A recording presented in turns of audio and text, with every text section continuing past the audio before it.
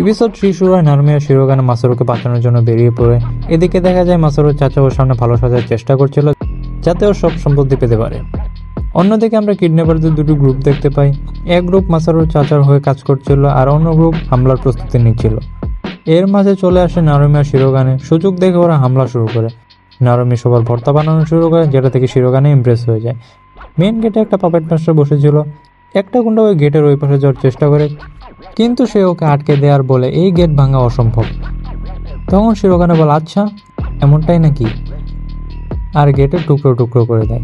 পরে ওই puppet master বলে আমি ছোট থেকে পাপেট ট্রেনিং করছি, তুমি আমাকে হারাতে পারবে না বলেই বোম ছুঁড়ে মারে, কিন্তু শিরোগানে ওই বোমগুলো ধরে ফেলে আর ওর দিকেই ছুঁড়ে মারে।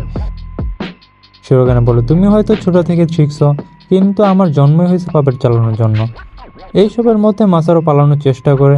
তখন একটা ডায়েরিতে দেখতে পাই ওর জন্যই পাপেট মাস্টারদের নিজেদের মধ্যে যুদ্ধ হয়েছিল অনেক আগেই।